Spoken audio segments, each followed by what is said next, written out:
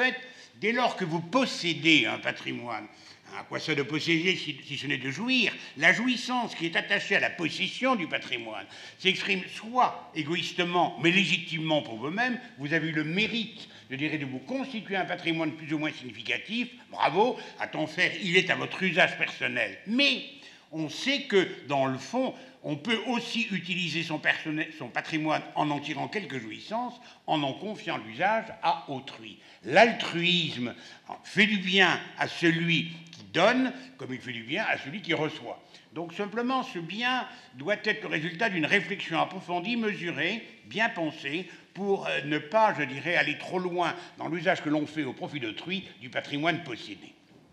Au nom de la solidarité générationnelle, mes enfants, au nom de la solidarité, on est invité à un altruisme, je dirais 3 petits points, raisonné, maîtrisé. Altruisme qui va recourir, je dirais, à la mise en œuvre de mutations le plus souvent, soit par donation ou soit par transmission organisée du patrimoine possédé. Mutation, transmission à ceux qui nous sont chers, à ceux que nous aimons le plus, à savoir bien sûr nos enfants, mais également notre conjoint, qui pourraient d'ailleurs, grâce à cette mise à disposition du patrimoine possédé à autrui, améliorer la jouissance, améliorer leur qualité de vie, voire leur qualité de survie.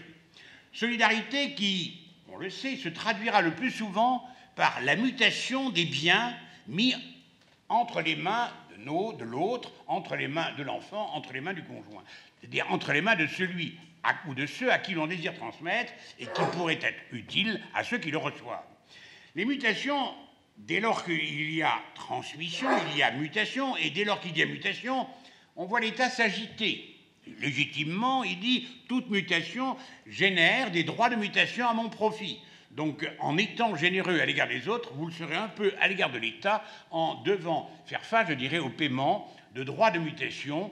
Mutations, qu'elles soient voulues, qu'elles soient subies, sont soumises aux droits de mutation. Et c'est vrai qu'on n'aime pas bien ces droits de mutation. On oublie trop souvent à quoi ils servent, ou du moins on en conteste trop souvent l'usage. On n'a pas forcément, je dirais, une bonne appréciation de l'utilité de l'impôt prélevé. On considère que ce que paye l'autre est parfaitement justifié, ce que nous subissons, nous, est certainement tout à fait injuste. Donc, on cherche avec une certaine légitimité à atténuer la charge fiscale liée à la mise en œuvre, je dirais, de la solidarité familiale, de la mutation qui accompagne, je dirais, cette prise en compte de la solidarité. Alors, reconnaissons, rappelons que l'État, certes, veut sa part, mais que l'État vous fait quelques petits cadeaux, veut réduire le montant de ce qu'il vous prélève, éviter de trop appauvrir à l'occasion de ces mutations, et qu'on sait qu'entre parents et enfants, on a tous un abattement de 100 000 €, que les mutations entre vifs, grands-parents et petits-enfants bénéficient d'un abattement particulier, on aura l'occasion de reparler, de 31 805 €, que les mutations entre vifs données à son épouse de son vivant bénéficient d'un abattement de 80 000 €, alors que si la mutation intervient pour cause de mort, à l'occasion de votre décès, les mutations au profit du conjoint ou au profit du camarade de jeu, enfin du partenaire pacsé, sont, elles, exonérées.